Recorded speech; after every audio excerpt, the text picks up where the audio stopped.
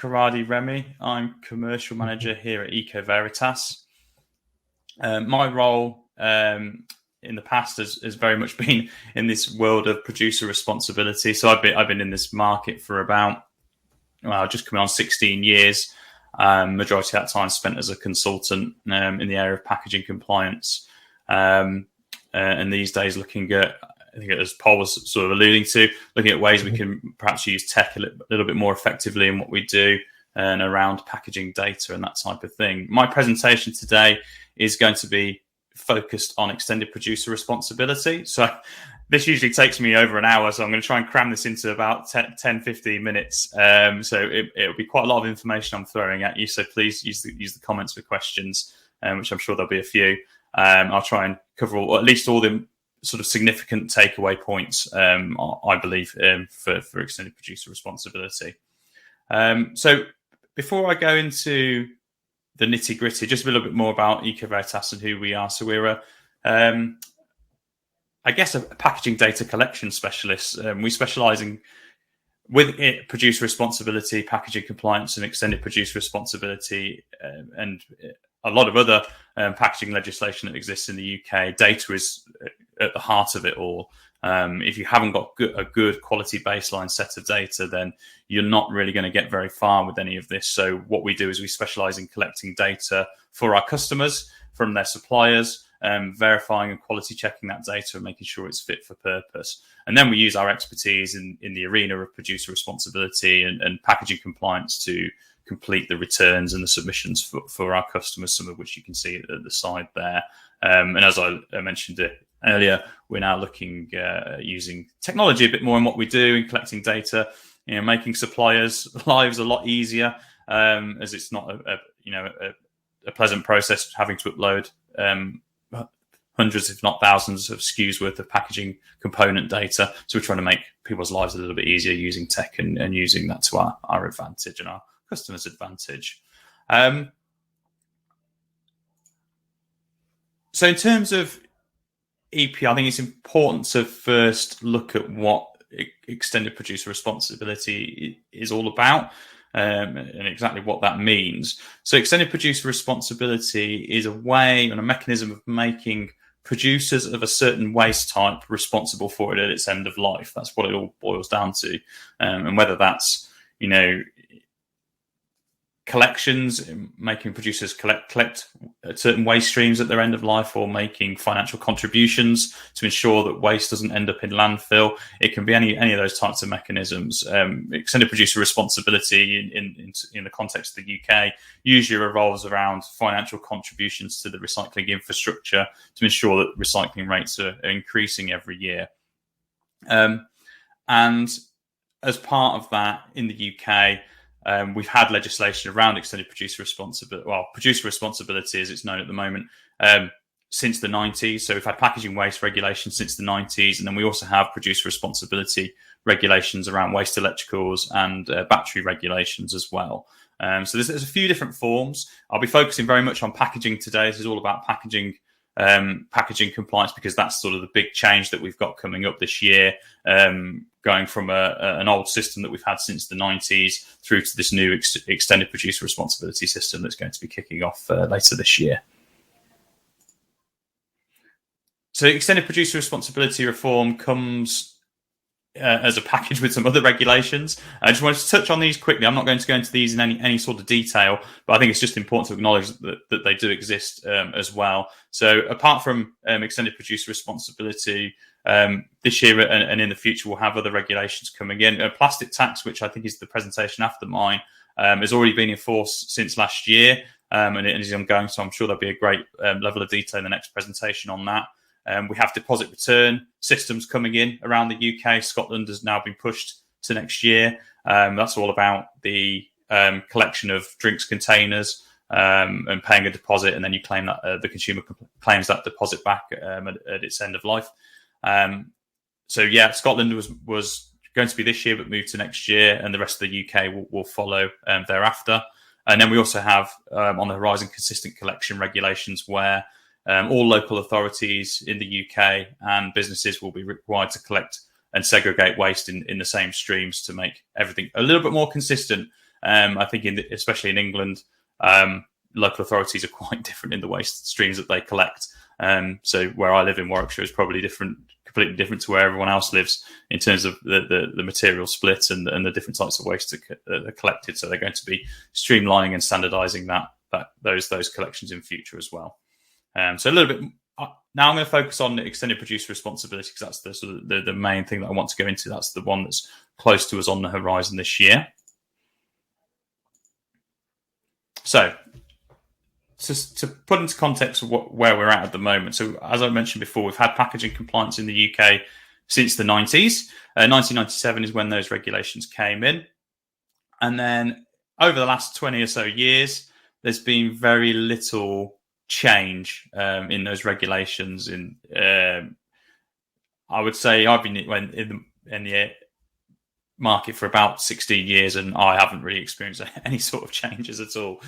So now we're on the cusp of this huge change because the old regulations, although they have, we've seen recycling numbers increase over the last 20 years and there has been increase in the recycling infrastructure in the UK.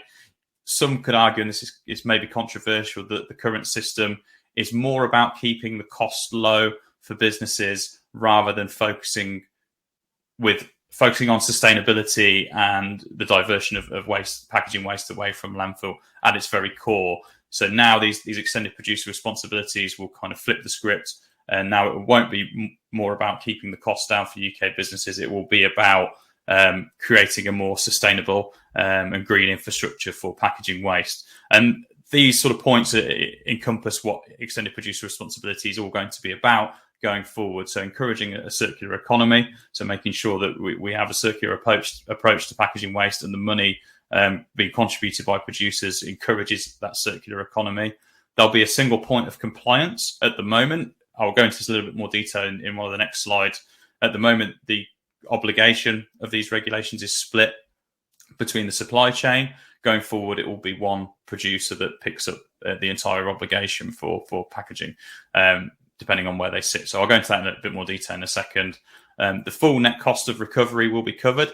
At the moment, the financing system under the current regulations only requires producers to pay for the reprocessing of material. So that's a very small part of the full net cost of recycling in the UK. So, things like local authority collections, like street bin litter, that type of thing is not currently covered in the current system, where that obviously plays a huge role in packaging's life cycle, particularly when it reaches its end of life. So that will now be considered within the actual cost that producers are required to pay going forward.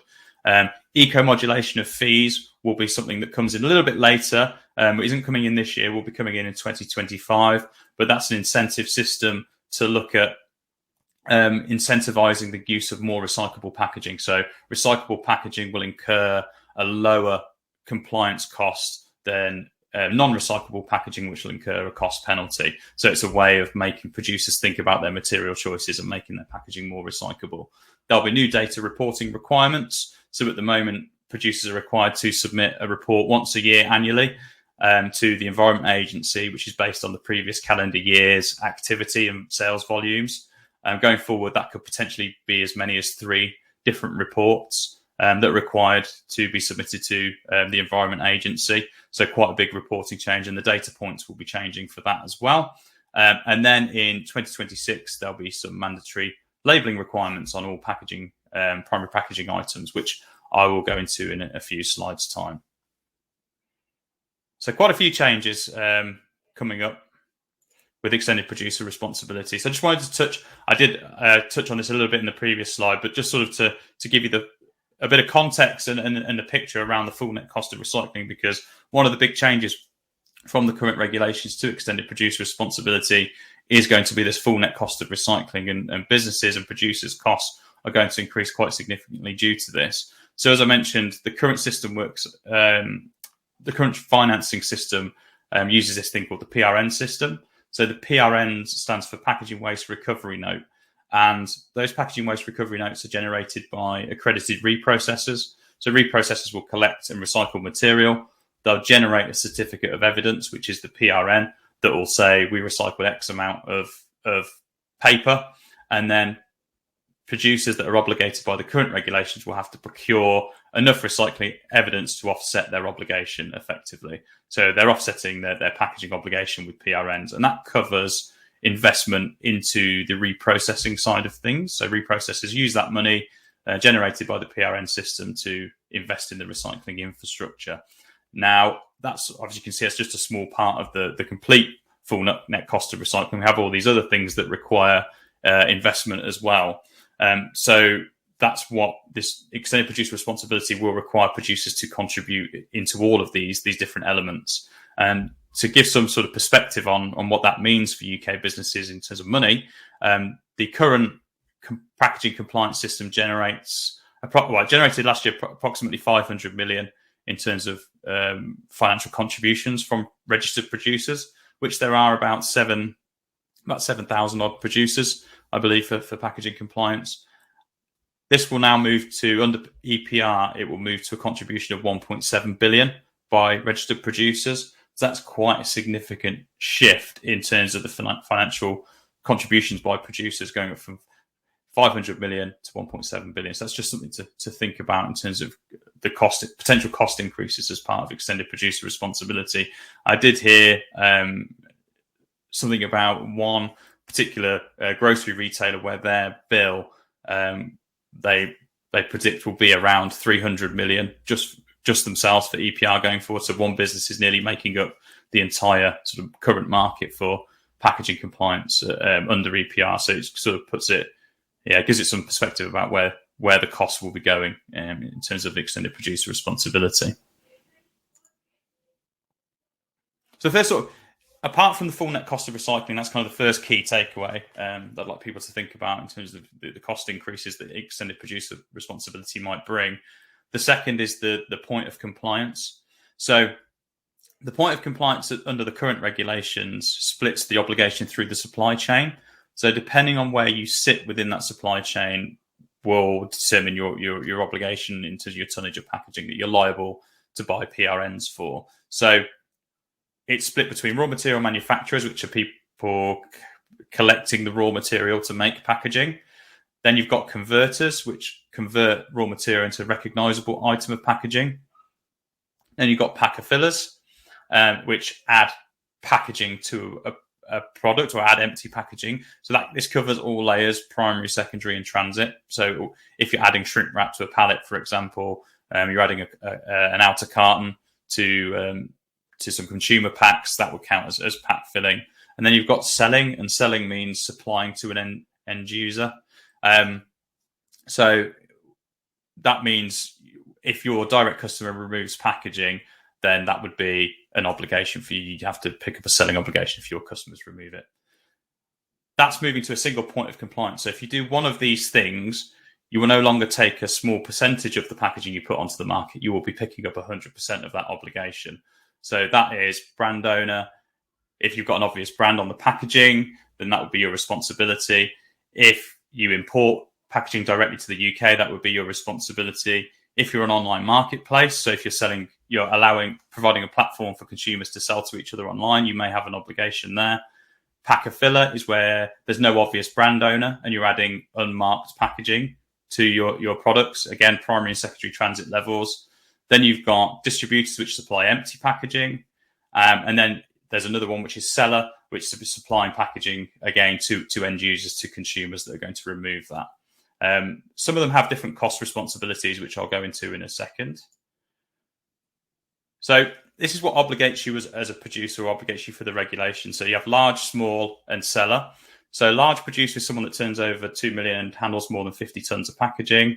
You have a small producer that turns over 1 million, or between 1 and 2 million, and handles 25 to 50 tons of packaging. Then you have a seller, which is 1 million pound turnover, or 25 tons or over. So as you can see, the large producers have quite a few responsibilities in terms of they have to report six monthly, and they have to pay all the full net cost of recycling. Small producers have one annual report, and they just pay the scheme administrator fees, which is based on household packaging. I'll touch on that in a second. Then you have sellers, which all they have is reporting responsibility. So if you're only obligation is as a seller and selling directly to consumers or people that are going to remove the packaging, then you only have to report data. You don't actually have any cost responsibility there. So the other important distinction is household and non-household packaging. So the easy way to look at this is household packaging will attract more cost. Non-household will have a lower cost in these regulations. Household packaging is basically primary and shipment packaging. So basically consumer packs or mail order packaging. Non-household are things like secondary and transit. The reason these two are split and why they have a cost difference is because household packaging will obviously go into our bins at home, and local authorities will collect that packaging. So producers of household packaging will be required to contribute to the local authority collection mechanisms. Non-household packaging will typically be discarded of in a commercial environment, and therefore businesses will be paying for the disposal. So it will just be the reprocessing fees that the non-household packaging will acquire. So it's quite an important distinction within these regulations that you have to identify household and non-household packaging. It's quite an important thing to do. Not as clear cut as primary, shipment, secondary and transit. There might be a bit more to it, but in essence, try and think of what would end up in a household and what would end up in a commercial waste stream. There are a few more data points that we need to consider. So things like public bin litter, drinks containers, reusable will all need to be split out within submissions. Everything will need to be identified at their packaging level, so primary, secondary, shipment and transit, which helps with the household, non-household distinction.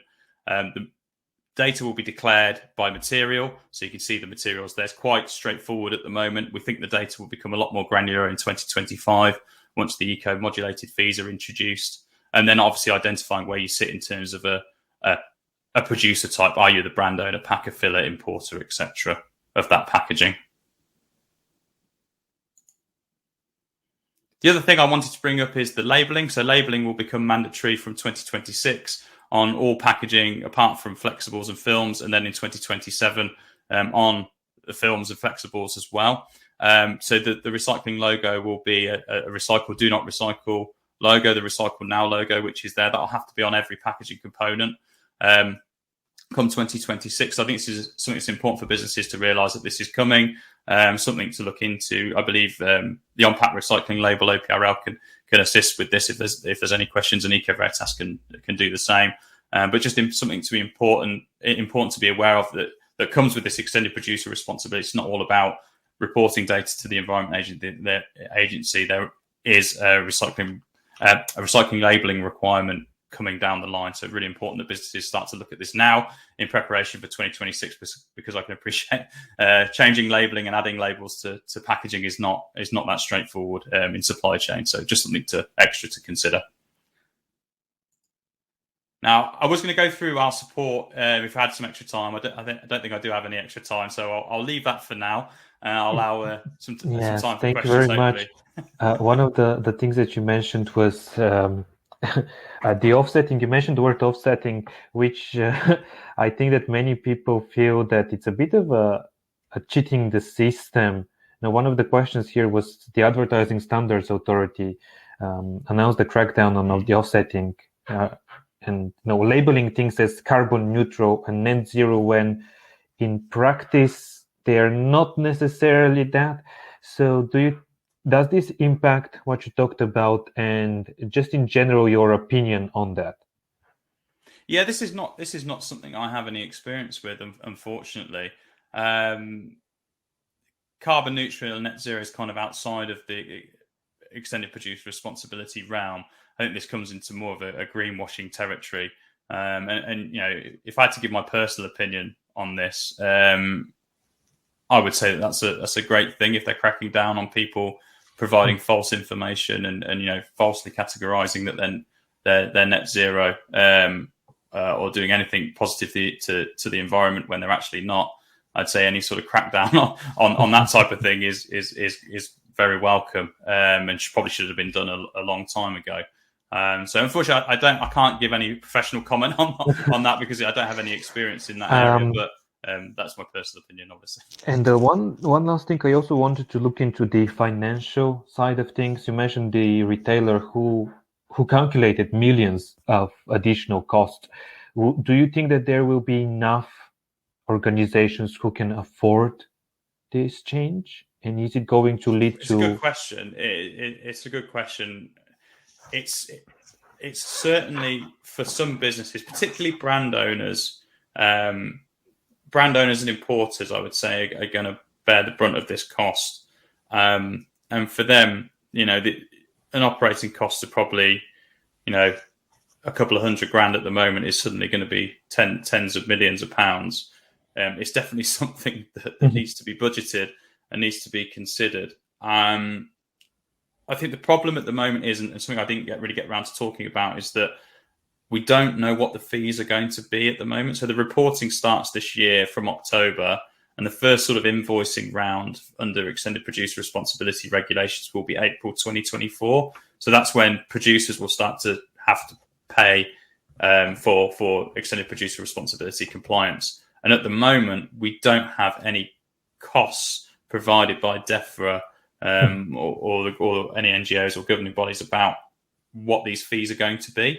So at the moment, there's one thing I always say is it's horrible when you get higher costs come in. Yeah, that's terrible. But it's even worse when you can't budget for them. So at the moment, businesses aren't able to budget for this, which I think is more of the issue. There's nothing companies can do to kind of forecast this accurately. So yeah, at the moment, it's kind of hard to tell. All we can do is predict. Well, they're saying that it's 6 to 20 times cost increase on your current packaging compliance bill is what they're looking at, and that's quite a big range difference. So yeah, we're all waiting with bated breath on DEF and the government to release some more accurate cost information on EPR. Josh, thank you very much, and people will be able to learn a bit more about